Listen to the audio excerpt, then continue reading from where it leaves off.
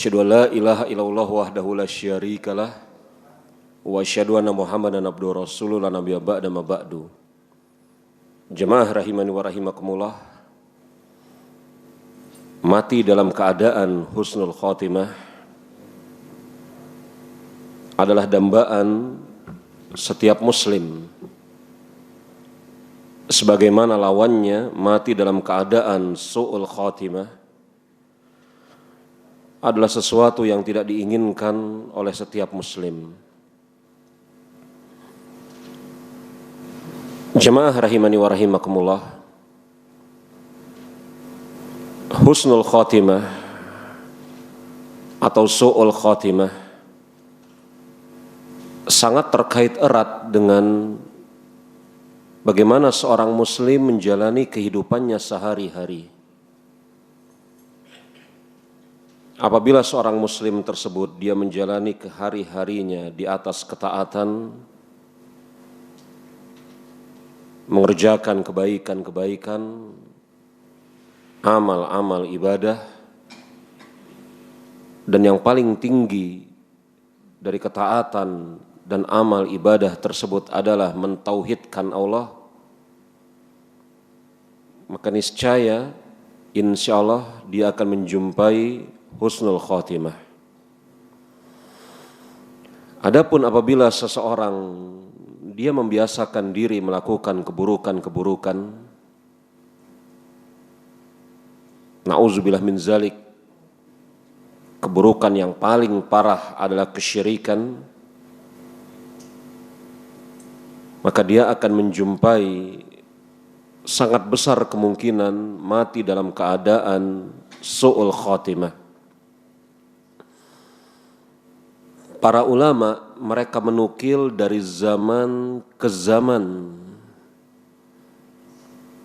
suatu ucapan yang sebagiannya menyandarkan kepada Rasulullah SAW, tetapi ucapan ini tidak bersumber dari beliau, yakni tidak bisa dan tidak boleh kita katakan ini sabda Nabi Muhammad alaihi salatu wassalam, karena memang bukan sabda beliau. Tetapi kalimat ini kalimat yang masyhur, dinukil oleh para ulama dari zaman ke zaman dan membenarkan apa yang barusan saja saya sampaikan. Kalimat tersebut bunyinya, man asya ala say mata alaihi.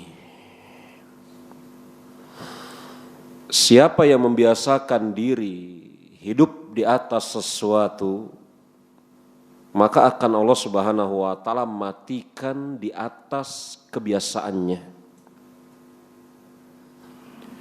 Wa man mata ala syai' bu'itsa fihi. Dan siapa yang mati di atas sesuatu, maka akan Allah Subhanahu wa taala bangkitkan sebagaimana keadaan kematiannya. Kalimat yang dinukil oleh para ulama dari zaman ke zaman, khususnya ketika mereka membicarakan tentang penyebab su'ul khotimah, na'udzubillah min zalik, dan hal-hal yang mendatangkan husnul khotimah. Pembicaraan tentang su'ul khotimah dan husnul khotimah, sekali lagi ini adalah pembicaraan agama. Dan tidak boleh seorang muslim berpendapat di dalam masalah agama dengan akalnya, dengan pendapat, dengan ra'yunya, dengan fikirnya. Maka pendapat harus dibangun di atas dalil Al-Quran maupun As-Sunnah. Apalagi jemaah rahimani wa rahimakumullah, su'ul maupun husnul khotimah ini terkait erat dengan pandangan manusia terhadap si mayit. Dan syariat Islam dalam berbagai macam sisinya menutup pintu buruk sangka kepada orang yang hidup, juga kepada orang yang mati. Yang ingin saya sampaikan, tidak boleh seseorang berpendapat dia mati dalam keadaan yang buruk. Sebagaimana seseorang tidak boleh berpendapat dia mati dalam keadaan yang baik, kecuali perkataan tersebut memiliki dalil dari Al-Quran maupun As-Sunnah. Tapi secara umum memang para ulama semisal Imam Ibnul Qayyim dan yang sebelumnya Imam Al-Qurtubi dalam At-Tazkirah menjelaskan tanda-tanda su'ul khotimah. Yang tanda-tanda su'ul khotimah ini secara umumnya adalah seseorang mati dalam keadaan na'udzubillah min zalik sedang melakukan kemaksiatan kepada Allah Subhanahu wa taala dan dia belum sempat bertaubat.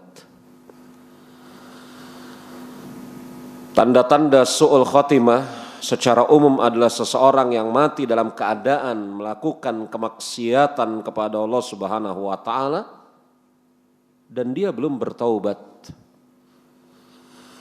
Karena kalau dia mati sebelumnya melakukan kemaksiatan, sesaat sebelum matinya dia bertaubat kepada Allah Subhanahu wa taala, maka itu husnul khotimah.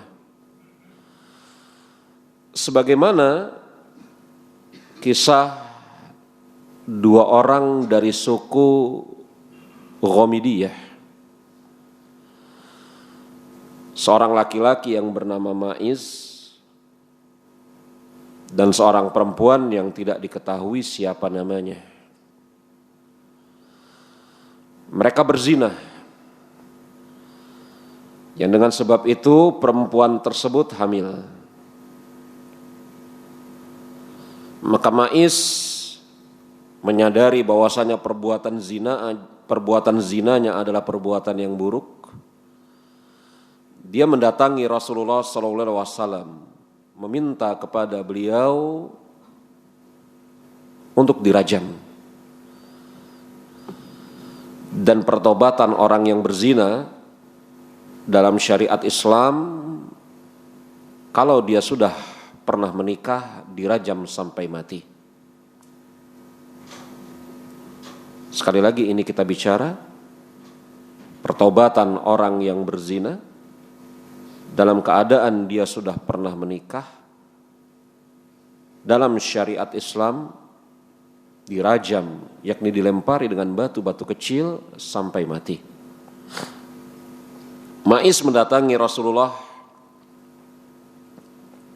mengaku berzina, maka Rasul tangguhkan hukumannya.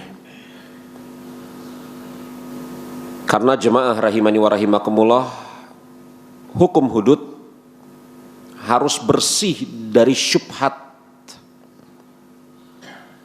Hukum had, apalagi terkait dengan jiwa manusia, itu harus bersih dari keraguan-raguan.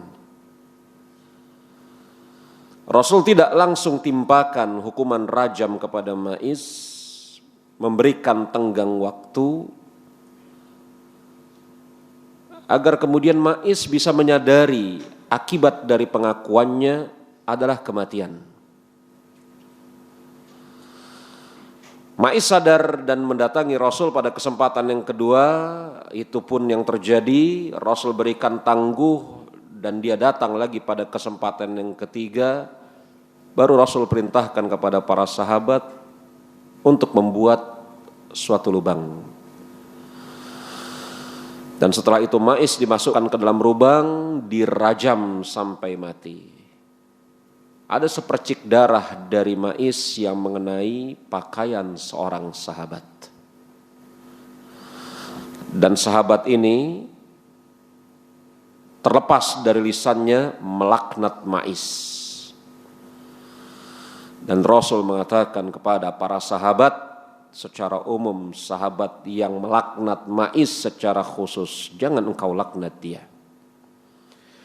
Andai kata taubatnya Maiz ini dibagikan kepada seluruh penduduk Madinah, maka taubatnya niscaya akan mencukupi. Hadis ini sahih, riwayat Imam Muslim, Anda bisa lihat di dalam kitab Riyadhus Shalihin bab taubat.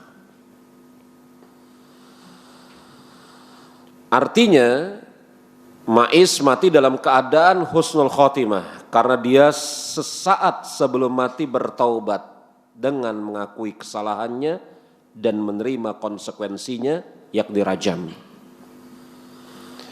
Andai kata dia tidak bertaubat, tidak mengakui kesalahannya dan dia mati, maka dia mati dalam keadaan su'ul khotimah. Maka kata para ulama secara umum, hal-hal yang menyebabkan seseorang mati dalam keadaan su'ul khotimah adalah membiasakan diri mengerjakan perbuatan-perbuatan yang buruk dan mati di atas keburukan tersebut sebelum dia sempat bertaubat. Mati ketika berjudi, mati ketika berzina, mati ketika mencuri. Ini adalah di antara mati su'ul khotimah. Belum lagi jemaah rahimani wa rahimakumullah, para ulama memang berbeda pendapat tentang makna hadis ini. Apa makna hadis yang dikeluarkan oleh Imam Muslim? Di mana Rasulullah SAW bersabda, tidaklah seseorang berzina dalam keadaan, tidaklah seorang mukmin ketika dia berzina dalam keadaan beriman. Tidaklah seorang mukmin ketika dia mencuri dalam keadaan beriman. Dan tidaklah seorang mukmin dalam keadaan dia meminum khamar dalam keadaan beriman. Para ulama memang berbeda pendapat tentang makna hadis ini. Tidaklah seorang pencuri ketika dia mencuri dalam keadaan beriman. Tidaklah seorang pezina ketika dia berzina dalam keadaan beriman. Tidaklah seorang peminum khamr ketika dia meminum khamr dalam keadaan beriman. Apa makna hadis ini? Tapi taujihat, yakni arahan yang disampaikan oleh banyak ulama, bahwasanya ketika seorang muslim melakukan kemaksiatan seperti itu, maka iman sedang diangkat dari dalam hatinya. Dan andai kata kemudian dia berhenti mengerjakan kemaksiatan tersebut, maka iman akan dikembalikan ke dalam hatinya, sudah barang tentu tidak seperti keadaan sebelumnya. Saya ulangi, para ulama memang berbeda pendapat tentang makna hadis tersebut. Tetapi arahan yang disampaikan oleh banyak ulama terhadap makna hadis tersebut adalah ketika seseorang melakukan kemaksiatan tersebut, iman diangkat dari dirinya. Dan andai kata dia telah berhenti mengerjakan kemaksiatan tersebut, walaupun belum sempat bertaubat, iman akan dikembalikan kepada dirinya, sudah barang tentu tidak dalam keadaan seperti sebelumnya. Karena pendapat yang dipegang oleh ahlu sunnati wal jamaah, iman bertambah dan berkurang. Berkurang dengan sebab mengerjakan kemaksiatan. Lalu bagaimana na'udzubillah min zalik andai kata seseorang melakukan kemaksiatan dan imannya sedang diangkat dari dirinya dan dia mati dalam keadaan seperti itu? Maka para ulama mengatakan zahirnya dia seorang muslim, batinnya kita serahkan kepada Allah Subhanahu wa taala, akan tetapi sudah barang tentu itu di antara tanda su'ul khotimah. Para ulama semisal Imam Al-Qurtubi pun menjelaskan yang bisa menyebabkan seseorang su'ul khotimah, kalau tadi kan amal yang zahir, melakukan kemaksiatan secara zahir, meminum khamar, mencuri, berzina, itu kemaksiatan yang tampak. Tetapi sebagian ulama mereka berpendapat, dan ini pendapat yang benar, semisal Imam Al-Qurtubi dan Imam Ibn Rajab, bahwasanya kemaksiatan yang tidak tampak semisal riya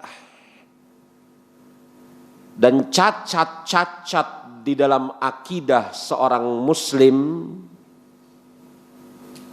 cacat dalam akidah seorang muslim ini misalnya cacat tawakalnya, cacat ikhlasnya,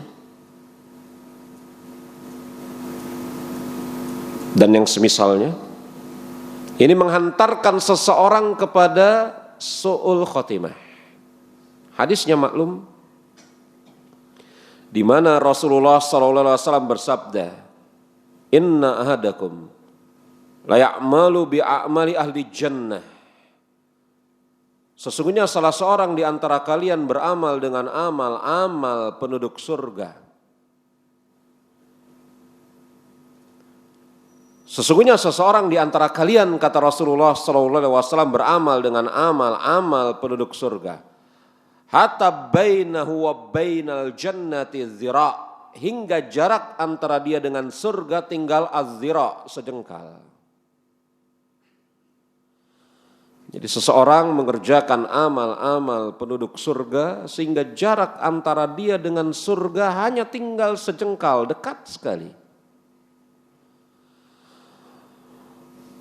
Fayasbiqu alaihi alkitab, akan tetapi Allah Subhanahu wa taala tetapkan apa yang menjadi ketetapan untuk dirinya. Fayamalu bi amali ahli nar fayadkhuluha.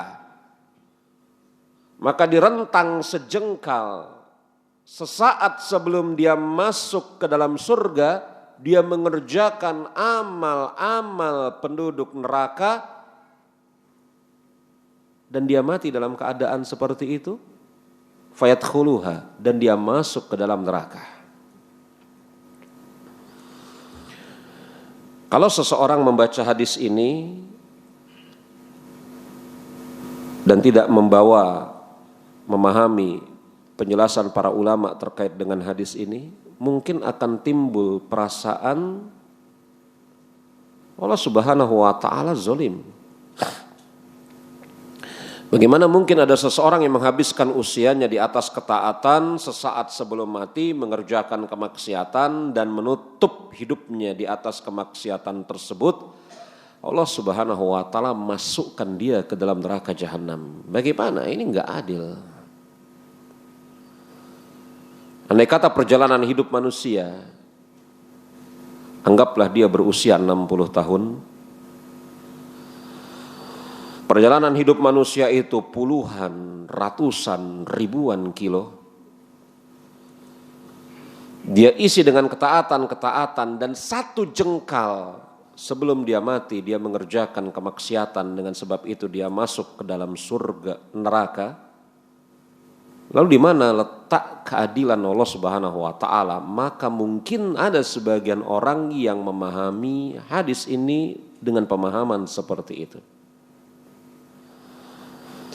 Padahal jemaah rahimani wa rahimakumullah, kalau kita mau teliti hadis ini, di sana ada lafadz yang dibawakan oleh Imam Ahmad. Lafadz yang dibawakan oleh Imam Ahmad ini menjadi pelengkap atas hadis tersebut dan menjelaskan kebingungan kita. Inna ahadakum ya'malu bi a'mali ahli jannati. Sesungguhnya salah seorang di antara kalian beramal dengan amal-amal penduduk surga kama yurra'un nas. Dan dia beramal dengan amal-amal penduduk surga tersebut karena riya terhadap manusia. Tambahan yang dibawakan oleh Imam Ahmad ini menjelaskan kebingungan kita dan kemudian menutup keraguan kita akan kebenaran sabda Rasulullah. Yakni orang ini beramal puluhan, ratusan, ribuan kilo amal-amal penduduk surga, tetapi dia riya. Ingin dilihat oleh manusia, ingin dipuji, ingin disanjung oleh manusia. Dan riya adalah cacat di dalam keyakinan. Maka sesaat sebelum dia mati, Allah Subhanahu wa taala bongkar penyakit hatinya, yakni riya tersebut. Maka matilah dia dalam keadaan su'ul khotimah. Kalau riya yang dia adalah syirkul asghar, bisa menghantarkan pelakunya kepada su'ul khotimah. Sebagaimana hadis yang barusan tadi saya bacakan. Lalu hal yang lebih besar daripada riya,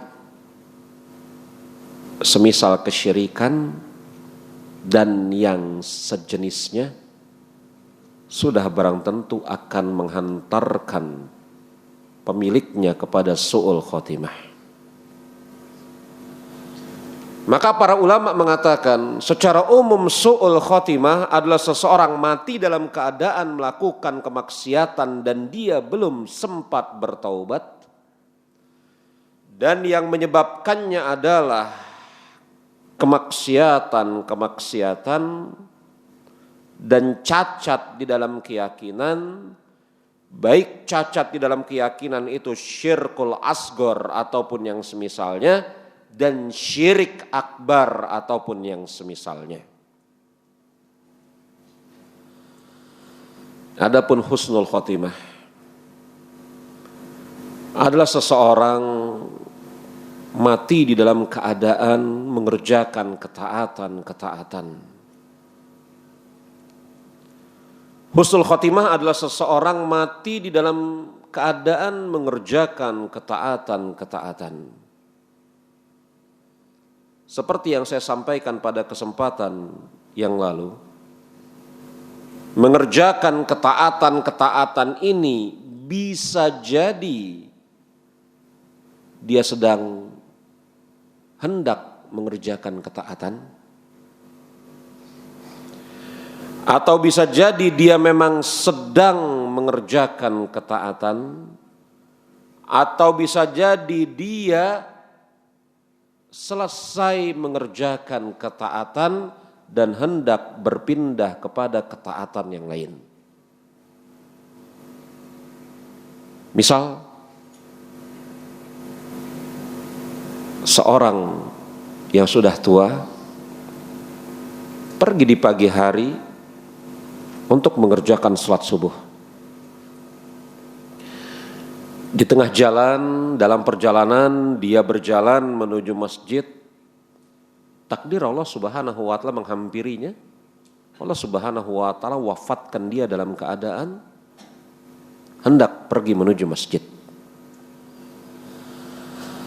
Belum sempat sholat. Atau seseorang yang pergi ke masjid, dia sudah memulai takbiratul ihram, mati dalam keadaan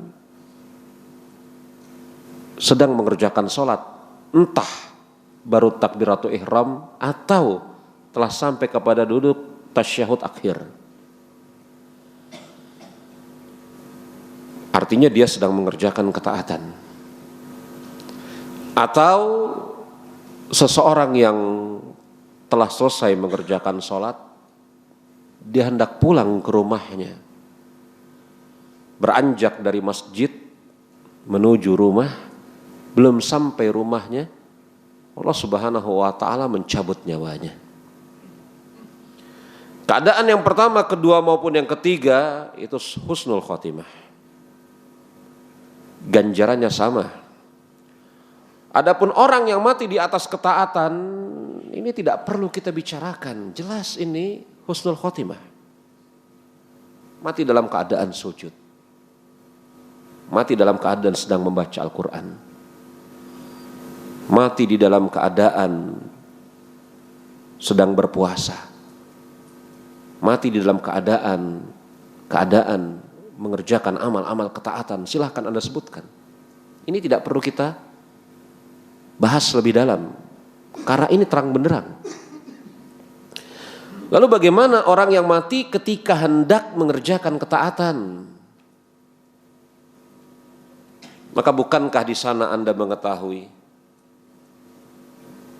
bahwasanya ada hadis yang sangat masyhur sekali. Rasul mengatakan, Nabi kita Nabi Muhammad alaihi salatu wassalam al-Mustafa mengatakan, innamal a'malu binniyat. Sesungguhnya amal-amal itu dengan niat. Wa innamal likulli imri'in ma nawa. Dan seseorang akan diganjar, diberikan balasan sesuai dengan kadar niatnya. Bukankah Rasul juga para bersabda dalam hadis yang dikeluarkan oleh Imam Bukhari dan Imam Muslim, man hamma ala hasanatan. Siapa yang berkeinginan keras untuk mengerjakan apa? Kebaikan-kebaikan. Falam yakmiluha, dan dia belum sempat menyempurnakan kebaikan tersebut, baru hendak mengerjakan. Man hama bihasanatin, siapa yang berkehendak keras untuk mengerjakan kebaikan-kebaikan, dan dia belum sempat apa? Menyempurnakan kebaikan-kebaikan tersebut. Apa kata Rasulullah SAW? Kataballahu asyrata hasanatan wa yudha'ifu kulla syai' wa yudha'ifu masya'allah. Maka Allah Subhanahu wa ta'ala akan tetapkan baginya ganjaran 10 kebaikan, dan akan Allah Subhanahu wa ta'ala lipat gandakan sesuai dengan apa yang dia kehendaki. Apa ini jemaah? Dia hendak mengerjakan ketaatan, falam yakmiluha, akan tetapi belum sempat apa? Melakukannya.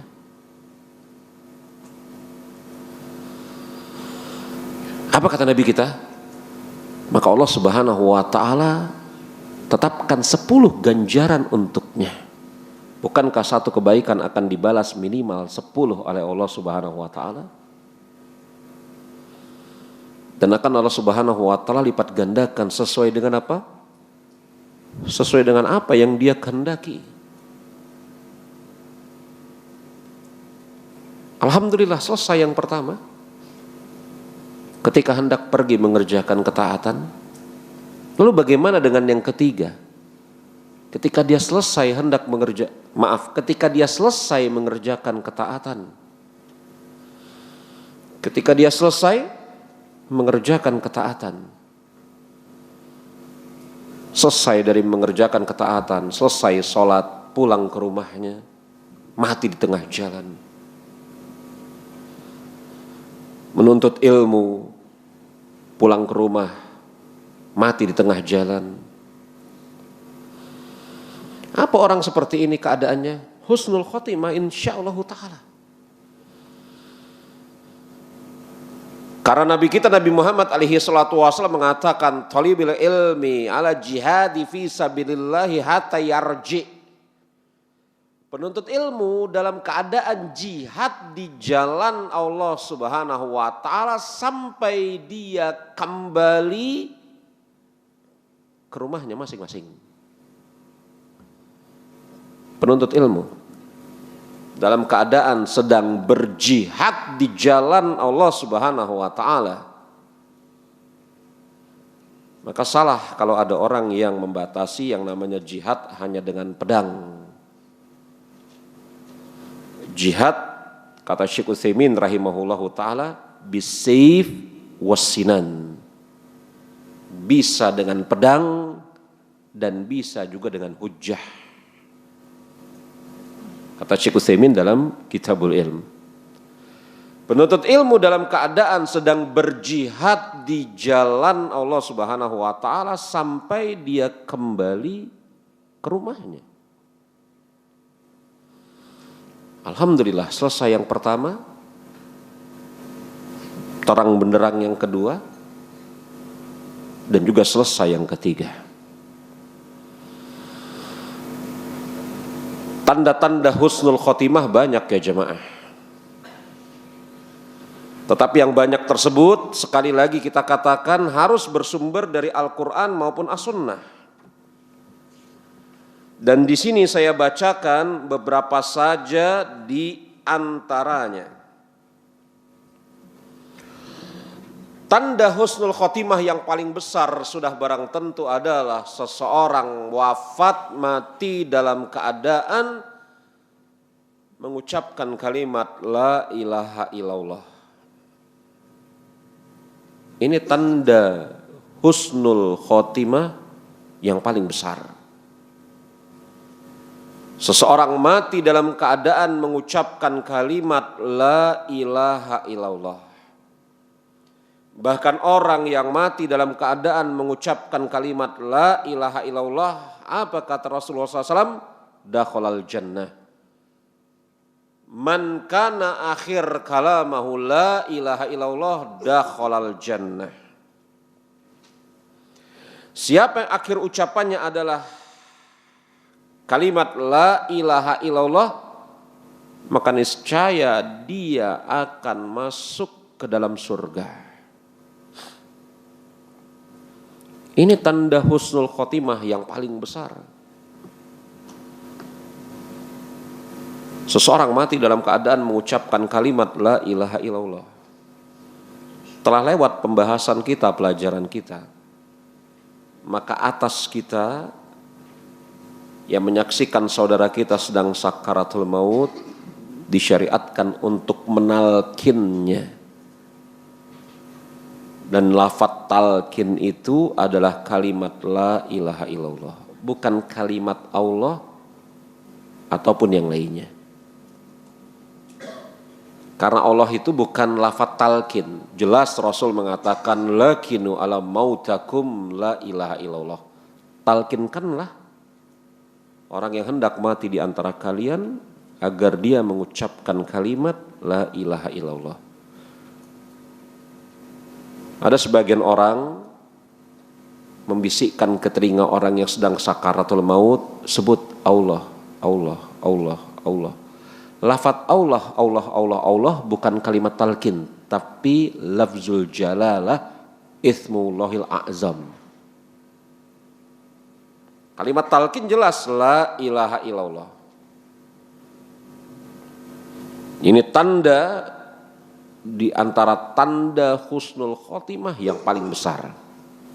Hadisnya sahih, riwayat Imam Abu Daud dan yang lainnya. Di antara tanda husnul khotimah yang lain adalah seseorang mati dalam keadaan dahinya mengeluarkan keringat. Dahi itu jidat, dan dia mati dalam keadaan jidatnya basah mengeluarkan keringat. Ini sebagaimana hadis yang dikeluarkan oleh Imam At-Tirmidzi dari sahabat Buraidah bin Husayb radhiyallahu anhu, bahwasanya Rasulullah sallallahu alaihi wasallam bersabda, al mu'min yamutu bi arraqi jabin. Seorang mukmin itu mati dalam keadaan keningnya, dahinya, jidatnya mengeluarkan keringat. Seorang mukmin itu mati dalam keadaan jidatnya, dahinya, sini ya, kening, mengeluarkan keringat.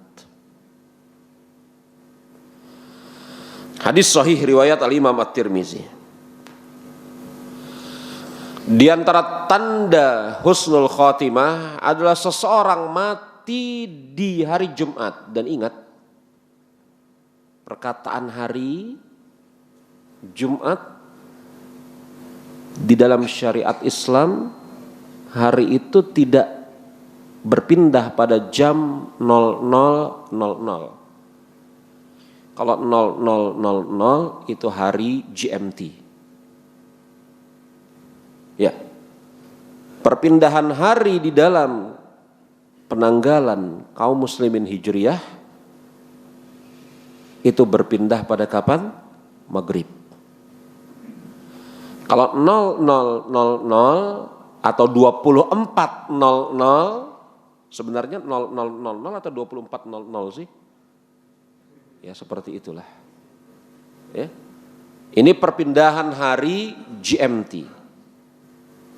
Kalau di dalam Islam perpindahan hari itu maghrib, maka cukup dikatakan mati di hari Jumat.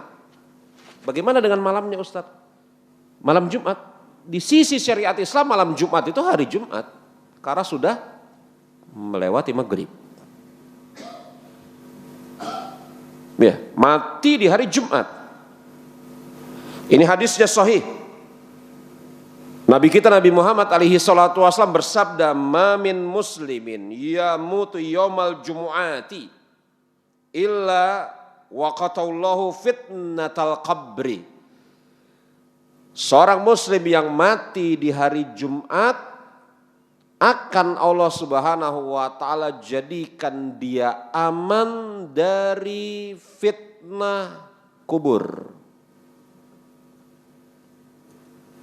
Yakni orang yang mati di hari Jumat, baik malamnya, subuhnya, waktu duhanya, siangnya, asarnya, menjelang maghribnya, pokoknya masih hari Jumat. Ya. Maka dia mati dalam keadaan husnul khotimah.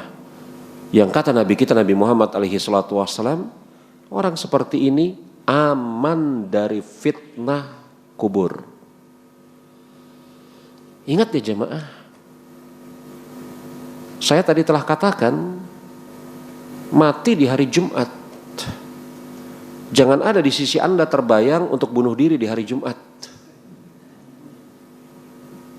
Karena bunuh diri sudah barang tentu kemaksiatan. Saya pengen mati aja di hari Jumat. Kok gak mati-mati nih? Bunuh diri saja di hari Jumat. Ini kemaksiatan. Dia mati di hari Jumat tetapi tidak husnul khotimah, su'ul khotimah. Walaupun dia mati di hari Jumat.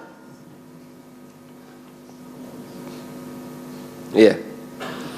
Kemudian jemaah rahimani wa rahimakumullah, di antara hal yang menunjukkan seseorang mati dalam keadaan husnul khotimah adalah mati di medan peperangan, jihad di jalan Allah Subhanahu wa taala. Man mata fi sabilillahi fahuwa syahid, kata Rasulullah SAW. Siapa yang mati di dalam keadaan membela agama Allah Subhanahu wa taala, jihad fi sabilillah, maka dia mati syahid. Hadis sahih riwayat Al-Imam At-Tirmizi. Lalu atas orang-orang yang syahid apa ganjarannya? Dalam riwayat Imam At-Tabrani, laisa ala syuhada ilal jannah. Tidak ada atas orang-orang yang mati syahid ganjarannya kecuali apa? Surga. Jadi dua hadis ini menunjukkan kepada kita orang yang mati berperang membela agama Allah Subhanahu wa taala, dia mati syahid. Ini penggalan pertama sabda Rasulullah. Penggalan kedua juga sabda Rasulullah, tidak ada ganjaran atas orang yang mati syahid kecuali surga. Pada kesempatan yang lalu, pelajaran kita yang lalu, telah kita sebutkan betapa sangat menyesalnya sahabat Khalid bin Walid 60 kali ikut peperangan bersama Rasulullah dan setelah beliau, tetapi matinya di atas kasur. Sudah kita terangkan. Kemudian jamaah rahimani wa rahimakumullah, yang berikutnya, yang keenam, mati karena penyakit taun. Penyakit taun adalah penyakit dari awal abad pertama Hijriah dan ada sampai sekitar abad 8, 9, 10 Hijriah. Kita sama-sama tahu ya Bapak-bapak, mungkin Anda yang bergerak di bidang kesehatan lebih memahami dibanding saya. Tapi ada penyakit-penyakit yang zaman dahulu ada, sekarang sudah nggak ada lagi karena berkembangnya kesehatan manusia, ilmu kedokteran dan semisalnya. Contohnya apa Pak? Kusta ya. Kusta mungkin ada, tapi nggak banyak ya. Kusta, lepra, ya. Pada sekitar tahun 60. Mungkin banyak orang Indonesia yang terkena kusta lepra, tapi sekarang hampir nggak ada, jarang. Nah, taun ini juga seperti itu. Tercatat taun itu terakhir sekitar abad 9 atau 10 Hijriah. Lalu apakah kemudian hadis yang lafadznya at-taun syahadatun likulli muslim, taun ini adalah syahadahnya, mati syahidnya atas setiap muslim, jadi kehilangan maknanya? Tidak, karena Imam Ibnu Hajar ketika kemudian kehilangan banyak sekali anggota keluarganya, untuk menghibur kesedihannya dia menulis suatu buku Bazlul Ma'un, yakni memohon pertolongan kepada Al-Ma'un, yakni Allah Subhanahu wa taala, fi mardi taun, terkait dengan wabah penyakit taun. Karena dikasahkan beberapa orang dari keluarganya Imam Ibnu Hajar mati terkena penyakit taun. Imam Ibnu Hajar mengatakan taun adalah satu jenis penyakit. Baik, azan terlebih dahulu, nanti kita lanjutkan.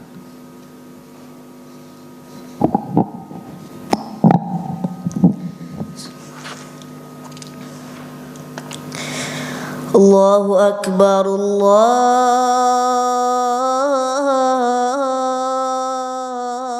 Akbar, Allahu Akbar, Allahu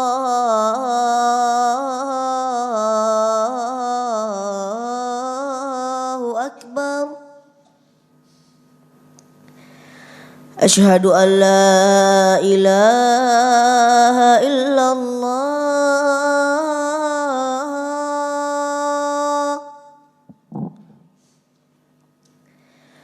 Asyhadu an la ilaha illallah.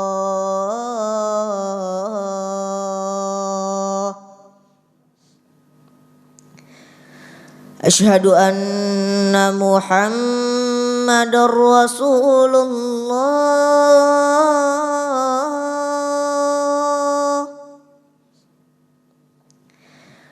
Asyhadu anna Muhammadar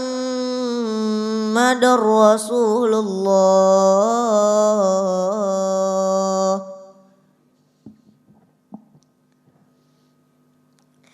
Hayya 'ala shalah.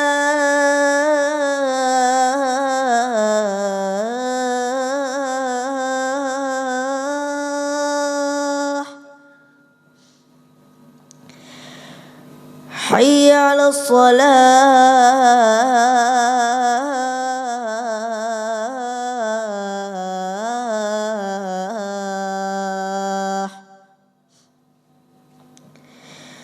Hayya 'alal falah.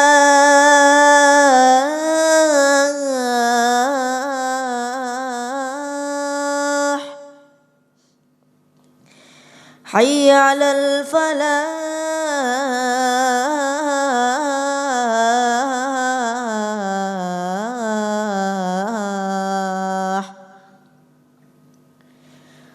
الله أكبر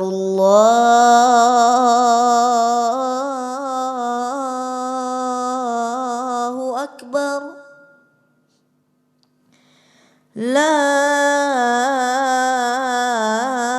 إله إلا الله.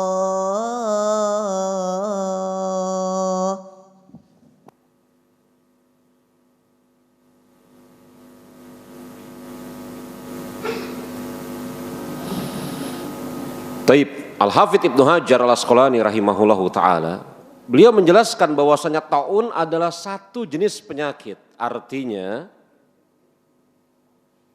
dia penyakit spesifik.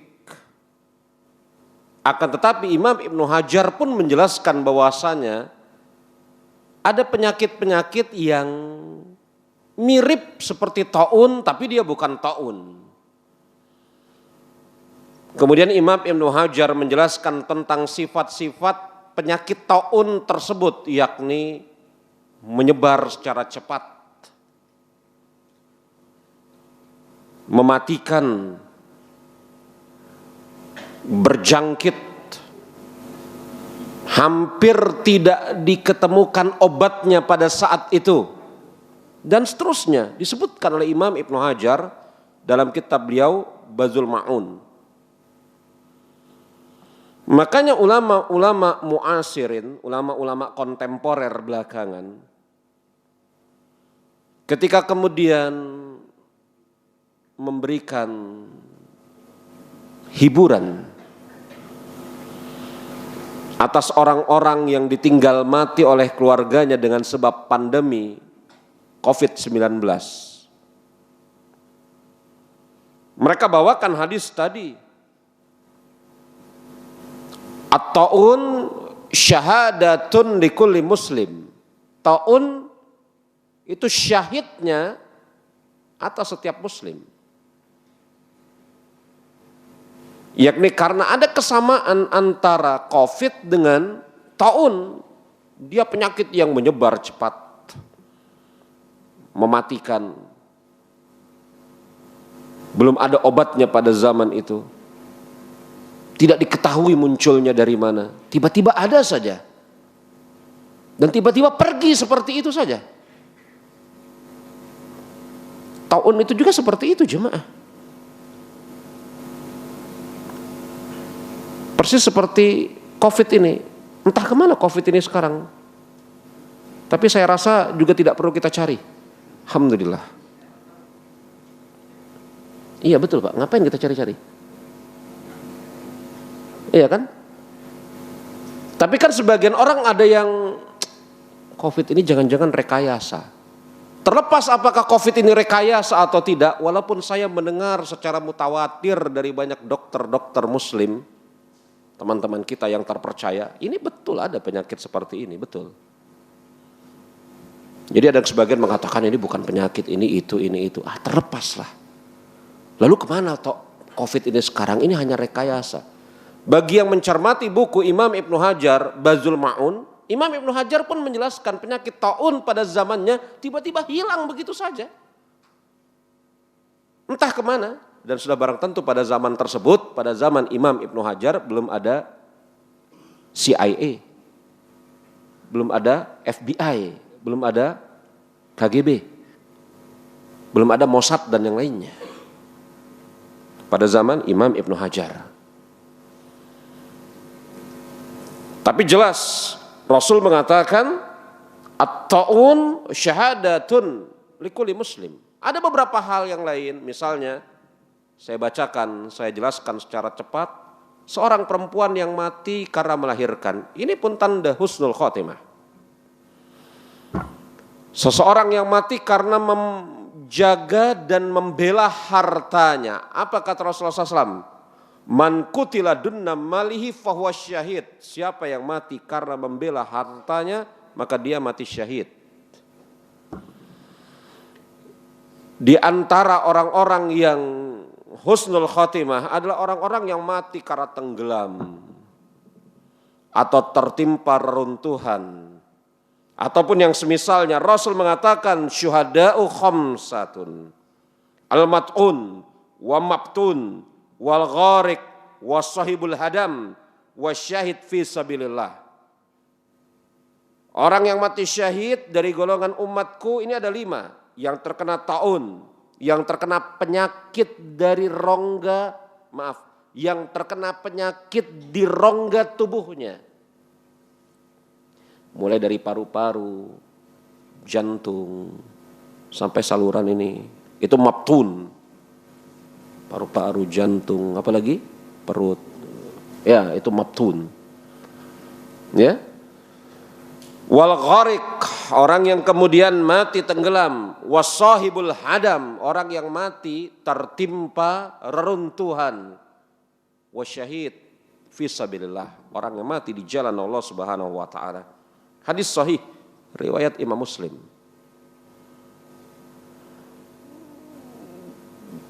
Dan di antara hal yang juga tanda-tanda husnul khotimah adalah orang yang menjaga perbatasan ribat di jalan Allah Subhanahu wa taala. Yakni pasukan-pasukan perang yang menjaga titik-titik perbatasan luar. Andai kata mereka mati diserang atau dengan sebab yang lain, maka mereka mati dalam keadaan husnul khotimah. Rasul mengatakan ribat yaumi wal laila khairu minas siyami syahri wa qiyamihi. Menjaga perbatasan di jalan Allah sehari semalam lebih baik daripada puasa selama sebulan dan sholat selama sebulan. Wa in mata jara alaihi a'maluhu allazi kana ya'maluhu ujira alaihi rizquhu wa aminan nifaq. Dan andai kata seseorang yang ribat di jalan Allah Subhanahu wa taala itu mati, maka akan terus mengalir ganjaran untuk dirinya sampai hari kiamat dan dia akan terbebaskan dari kemunafikan. Hadis sahih riwayat Imam Muslim. Dan dari apa yang telah kita sebutkan tadi, kalau kemudian Anda menghitungnya dari awal sampai akhir sampai di sini, maka Anda akan menjumpai 12 tanda husnul khotimah. Allahu a'lam bissawab. Ada yang mau ditanyakan, saya persilahkan. Kalau ada yang hendak ditanyakan. Ustaz, satu Ustaz. Ya, silahkan Pak. Ya. Tadi ada suatu hadis yang sangat terkenal. Man kana fil akhirati la ilaha illallah dakhalal jannah. Man kana fi akhiri kalam la ilaha illallah dakhalal jannah. Betul. Saya punya testimoni. Ya. Saya pernah berbicara dengan tenaga yayasan Kamboja itu 30 tahun dia itu mandikan jenazah dan bahkan mentalkinkan pada waktu itu. Dari statistik yang dia sampaikan, dari 10 orang itu maksimal 2, yang rata-rata mampu 1. mengucapkan la ilaha illallah. Untuk mampu mengucapkan la ilaha illallah. Secara lengkap. Secara lengkap. Itu yang saya, karena waktu itu saya nunggu ada family, saya tanya seperti itu. Begitu susahnya, even orang itu katanya sudah melakukan ini, tapi kan dalam hati barangkali seperti Ustaz tadi bilang, riya dan sebagainya. Gimana? Banyak yang sudah artinya beragama dengan secara ini, tapi kan kita tidak tahu. Itu kan dohirnya bagus. Betul. Tapi spiritualnya kita kan nggak tahu kan, itu kan.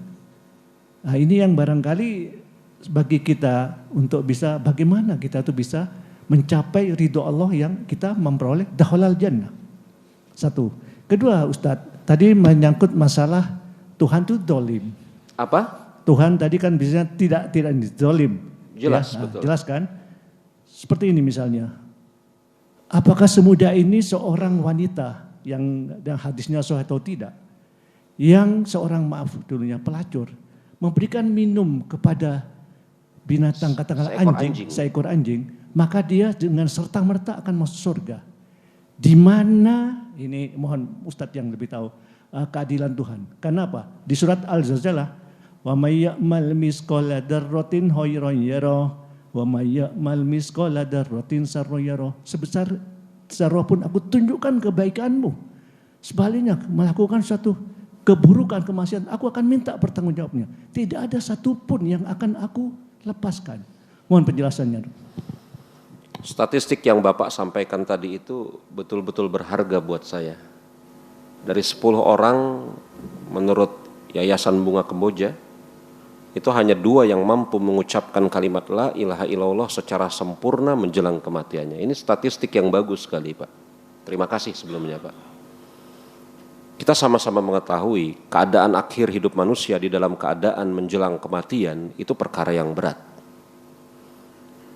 Bahkan Nabi kita sendiri mengatakan inna fil mauti sakarat. Di dalam kematian itu ada kesusahan yang amat sangat, itulah yang dikatakan sebagai sakaratul maut. Artinya apa jamaah rahimani wa rahimakumullah? Apa yang dilakukan oleh orang yang dalam keadaan sakaratul maut hampir kemudian bisa kita katakan di luar kuasa dia. Di luar kuasa dia. Apakah dia mengucapkan kalimat la ilaha illallah ataukah dia mengucapkan kalimat selain itu? Di luar kuasa dia. Tetapi sudah barang tentu Allah Subhanahu wa taala sekali lagi adil, tidak zalim, akan memudahkan hamba-hambanya yang beriman di setiap keadaan. Perkataan akan memudahkan hamba-hambanya yang beriman di setiap keadaan, di antaranya keadaan ketika sedang sakaratul maut.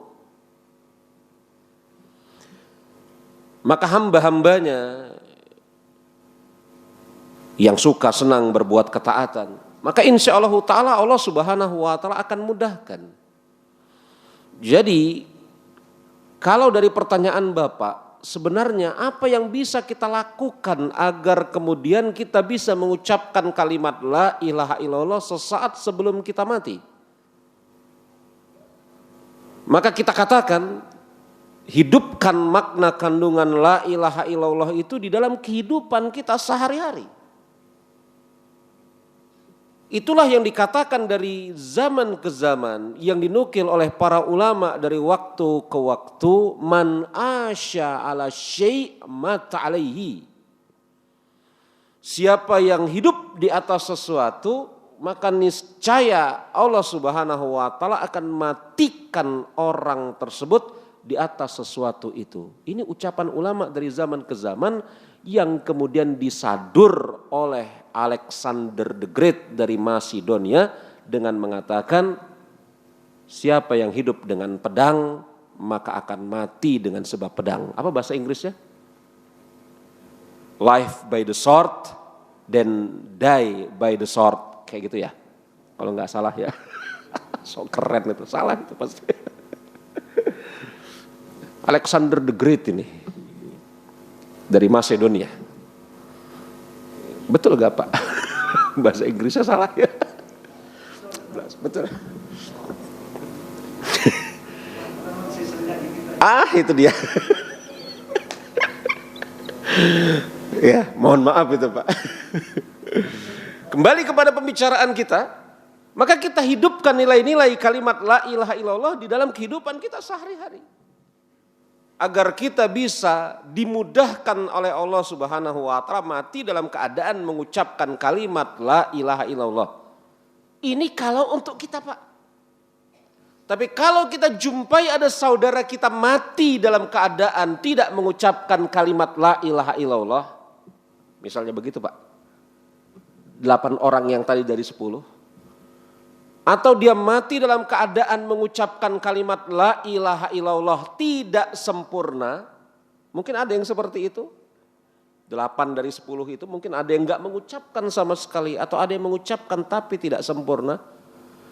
Maka zahir dia dalam kehidupan dunia adalah muslim. Kita hukumi dia sebagai seorang muslim.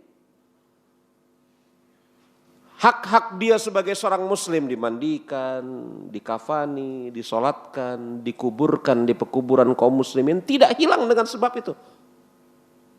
Misalnya kita jumpai ada orang kemudian mati tidak mengucapkan kalimat la ilaha illallah. Wah ini bukan Islam, kubur aja di tempat yang lain. Enggak, kita tetap hukumi dia sebagai seorang muslim. Dan kita berharap kepada Allah Subhanahu wa taala agar Allah Subhanahu wa taala mengampuni dosanya. Ini kewajiban kita sebenarnya. Dan Allah Subhanahu wa taala Maha mengetahui keadaan hamba tersebut secara sebenar-benarnya. Ini baik sangka kita kepada Allah Subhanahu wa taala dan kepada saudara kita sesama muslim yang telah wafat tersebut. Jadi kalau kita, ini jalannya. Kalau kita melihat orang lain, ini sikap kita. Begitu Pak ya. Lalu tadi yang kedua, Allah tidak zalim. Betul, Allah adil. Lalu bagaimana ada orang melakukan ketaatan sekian banyak dan menutup hidupnya dengan mengerjakan kemaksiatan, Allah masukkan ke dalam neraka. Berbanding terbalik 180 derajat dengan seseorang pelacur yang memberikan minum seekor anjing di padang pasir nan sepi. Allah masukkan dia ke dalam surga. Bagaimana cara menjamak dua hal ini? Yang pertama, jamaah rahimani wa rahimakumullah, mazhab Ahlussunnah wal Jamaah dalam masalah ini adalah memandang dalil-dalil ancaman sebagai ancaman. Bukan pasti. Ancaman sebagai ancaman. Siapa yang mengerjakan ini niscaya masuk ke dalam neraka. Itu ancaman, bukan pasti dia masuk ke dalam neraka. Memastikan seseorang masuk ke dalam neraka ketika mengerjakan suatu kemaksiatan, ini urusan lain Pak. Ada hal yang mesti kita jabarkan. Iya kan? Kan Rasul mengatakan begini, siapa yang meninggalkan sholat Jumat 3 kali berturut-turut, maka dia munafik. Ini ancaman. Tidak boleh kemudian kita melihat orang, saudara kita sesama muslim meninggalkan sholat Jumat 3 kali berturut-turut, ente munafik. Gak boleh. Ancaman perlakukan sebagai dalil ancaman. Kalau kita katakan, ya saudaraku, Anda jangan melakukan seperti ini. Ada tanda-tanda kemunafikan yang Anda lakukan karena Anda meninggalkan sholat Jumat 3 kali berturut-turut, itu boleh. Tapi kalau dikatakan kamu munafik, ini bahaya. Jadi dalil-dalil ancaman kita tempatkan sebagai ancaman, dalil-dalil yang menunjukkan harapan kita tempatkan sebagai harapan, berita gembira. Ini yang pertama. Yang kedua, Islam itu memiliki sifat syumul, menyeluruh. Dan suatu kepastian yang sangat pasti, Allah Subhanahu wa taala mengharamkan surga atas seseorang yang melakukan tindakan kekufuran atau kesyirikan.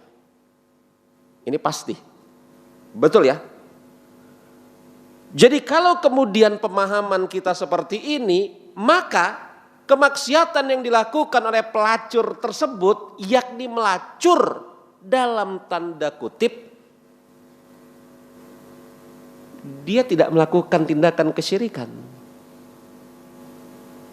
Dia tidak melakukan tindakan yang membatalkan keimanannya. Dia mengerjakan dosa melacur. Lalu orang ini yang mengerjakan amal-amal kebaikan selama sekian puluh tahun, sebagaimana hadis riwayat Imam Ahmad tadi, ingin dilihat oleh manusia. Dia melakukan amal yang membatalkan atau mencederai keimanannya, riya. Maka jangan kemudian seorang muslim berpikir, kalau begitu gak apa-apa ngelacur, yang penting ngasih minum seekor anjing. Tidak. Ini yang disebutkan oleh Rasul memang seperti itu. Tetapi sudah kita ketahui sama-sama bahwasanya Allah Subhanahu wa taala mengharamkan surga atas orang-orang kafir. Orang-orang yang membatalkan keimanannya dengan satu atau dua buah perbuatan. Artinya pelacur ini ketika memberi minum, yakni apa? Anjing masuk surga bukan ansih gara-gara ngasih minum anjing saja. Betul? Andai kata dia hanya memberi minum anjing saja misalnya, dia masuk surga dan tidak diperhatikan faktor-faktor lain, semisal apakah dia beriman atau tidak, maka hilang kemudian harga surga bagi orang-orang beriman. Maka dia beriman dengan keimanan yang bagus. Betul, dia melakukan kemaksiatan, melacur. Nah ini. Jadi harus kita buka apa? view yang seperti itu. Jadi bukan karena dia memberi minum seekor anjing.